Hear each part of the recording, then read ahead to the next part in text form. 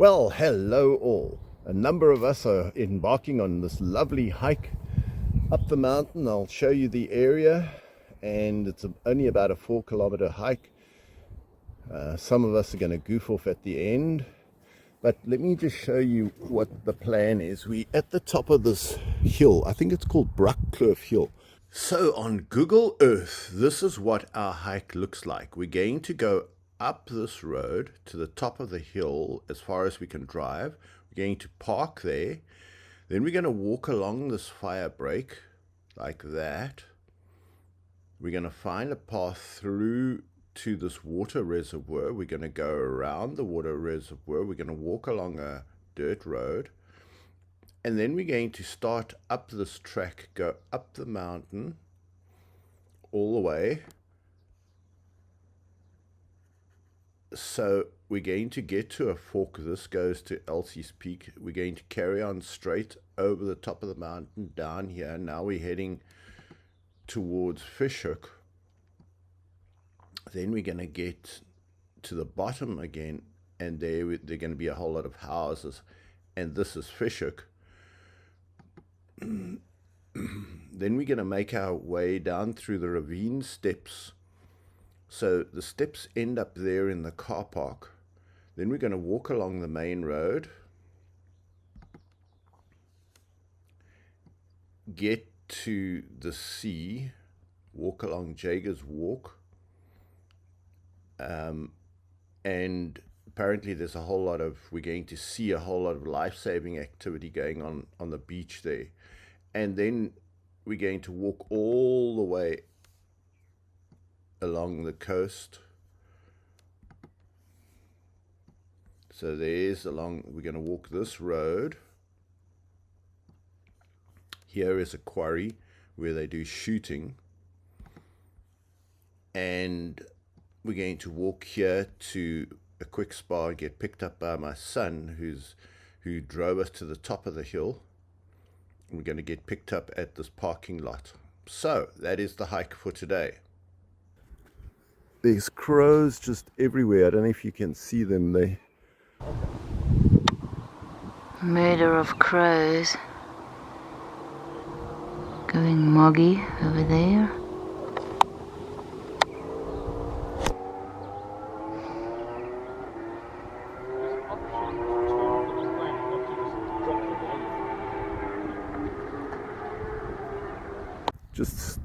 They seem to know something maybe about us. So in the distance there we can see Simonstown Naval Base. There is a lighthouse there. We're at the top of a hill, and we're going to head over that hill into a place called Hoek. So this is our starting and ending point, so we'll get going. So here we're leaving the road. We're heading onto, this is a place where we ended our last hike. So we're heading onto a fire break, and there should be a path we're going to see. Here is a path that leads all the way to the bottom. We came over that hill last time. This is a continuation of a hike we did. So here it looks like a worn path heading up in the right direction. So we walked about 50 yards. This is the back of a fire break, and there's a path that heads up to that. There's a water tower just somewhere around there. Water storage dam, we're heading there. So one can see there is, I checked this out on Google Earth and Google Maps, there is actually a little visible path, so we're following it. So there's the lovely Debbie.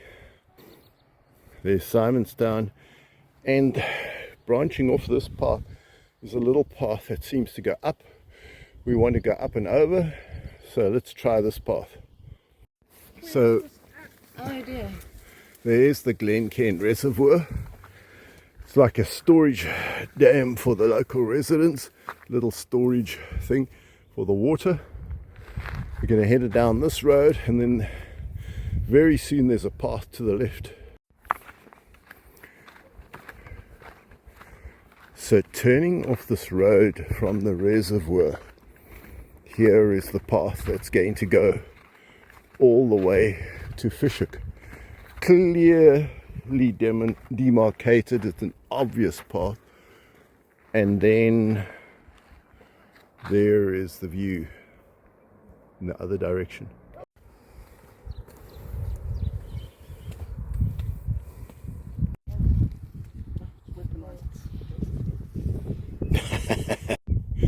So somebody has gone to all the trouble of placing steps along the way, and just look how they've put rows of rocks on either side. I mean, these are civic-minded people. These are not the authorities.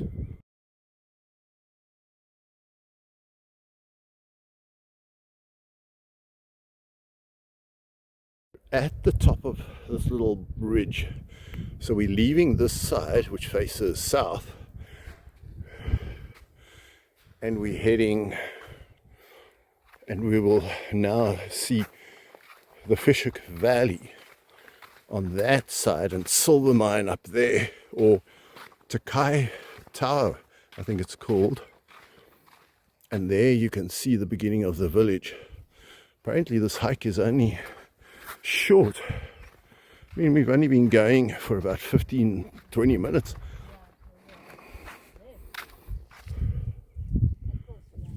So the path forks, that goes to Elsie's Peak Tower.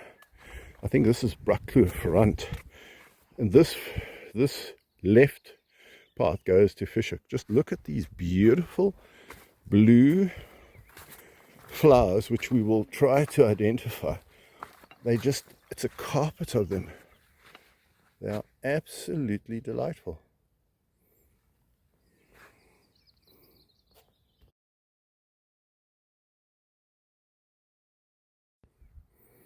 Just look, and every time you walk there is like a different group of flowers that are flowering. And today, this time of the year, it's the turn of these beautiful flowers to be flowering, be hacking. Right, so here Fishhook is beginning to open up. There's Fishhook Beach, there's Muizenberg in the distance there.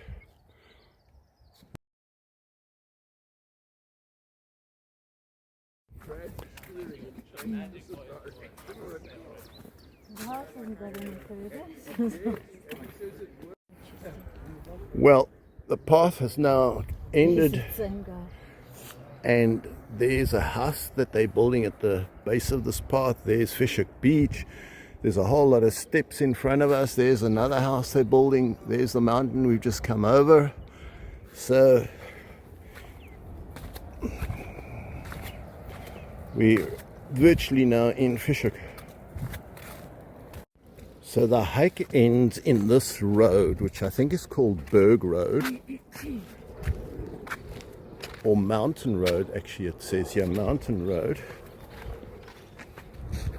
And these are the ravine steps that lead down to the War Memorial. So there must be steps going down here. Right there, they go down through that gap. So here is where we've come. It's called Elsie's Peak Walk. Brackloof is the whole mountain range. So here, this ends up on the main road of Fishhook. There's the sea and the mountains beyond. It's a bit noisy.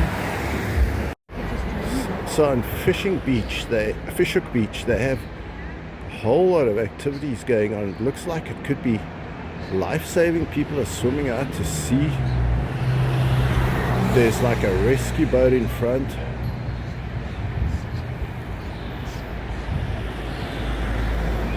Or is it a swim? Some sort of swimming thing. Some people are swimming along the shore, and some are swimming out to sea around a buoy and then turning around and going back. I think they call them the nippers, the junior ones.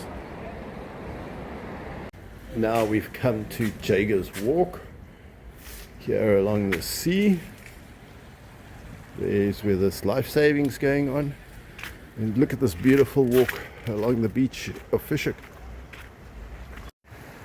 Now they've got the canoes, part of the saving, going around the buoys. So the people swam, and now they got all the canoeists. So that's a different form of life saving, I presume. There goes the Jaeger walk.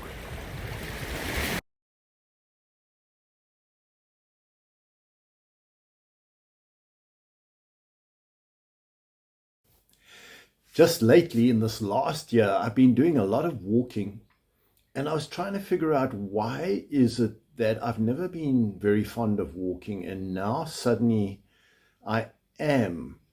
So there are actually a few things that can make walking very pleasant or unpleasant. So I'm just going through my own case of certain things that make walking more and less comfortable for myself. So the first thing I think that really brought walking to mind was I had to get fit, and I'd lost a bit of weight, and I'd had plantar fasciitis and I had sciatica. I'd had complaints that stopped me walking, and I'd had two small heart attacks a year ago, and I could barely walk around the block. So I felt I needed to get fit, needed to change a lifestyle. So I was motivated to walk. But at first it was really difficult. But then I found, for example, that the pace of walking is quite important. If you walk at a slowish pace, you actually slow it down so that you're not out of breath and breathless. You can keep going much, much longer. Whereas if you're really pushing the pace and you're going as fast as you can, or you're with a very fast walker and you're breathless all the time, so breathless that you can't talk, then I think that can make it, for me, very unpleasant. And then there are things like just the general equipment. I used to do a lot of hiking with scouts and church, and we were always carrying far too heavy. I think if you just take the bare minimum amount of stuff, just something to eat, something to drink light, maybe a plastic bag to put on you if it rains, so that travel light. And obviously you're going to have a comfortable haversack, you're going to have a hat, you don't want to get sunburnt, sunscreen. So people will you don't want a hat that will blow off. It must have something that will hold it on around your chin. Otherwise, you're spending your whole life holding this hat on. Shoes are important. If they're going to blister your feet or it feels at all uncomfortable, you're not going to enjoy hiking. I hike in Crocs. I can go anywhere up mountains and grass, rivers in my Crocs. I don't mind if my feet get wet. I don't mind getting sand into them. I just kick the sand out. So that makes a huge difference too. And yeah, traveling with nice light clothing that's not the right temperature, so that you're not too hot, not too cold, and a few factors just like that. Then maybe something that's also helped me is now I have a person that I love to walk with who is interested in walking. So now I have company, and they're interested in bird watching and photography. So I'm also interested in bird watching and not so much photography because I don't have a good camera. So having that extra hobby that while you're walking, you're looking out for birds and you've got a greater interest in that. And then it's just such a cheap, easy hobby. You don't need anything. It doesn't cost you anything. So I think walking is an amazingly good exercise. It really works the cardio. And I wanted to get fit for a hike. I was planning to go hiking with my son sometime towards the middle or 2/3 through this year. So I was trying to get fit so that I would be able to keep up with him. And suddenly I just found that I can walk twice a week, 4 or 5 Ks quite easily over mountains. And so now walking is just easy. I don't listen to the peacock. I don't get cramps. I used to get cramps at the end of the walk or in the night. I'd get a very restless leg or cramp in the leg. All that's gone. Don't get sciatica, plantar fasciitis. So it really does help to lose weight, and to just the grace of God that at this age, I'm able to walk far better than I have 5 years ago or 10 years ago when I weighed well over 100 kilograms. And that extra weight just makes you huff and puff, and it just makes the walking unpleasant.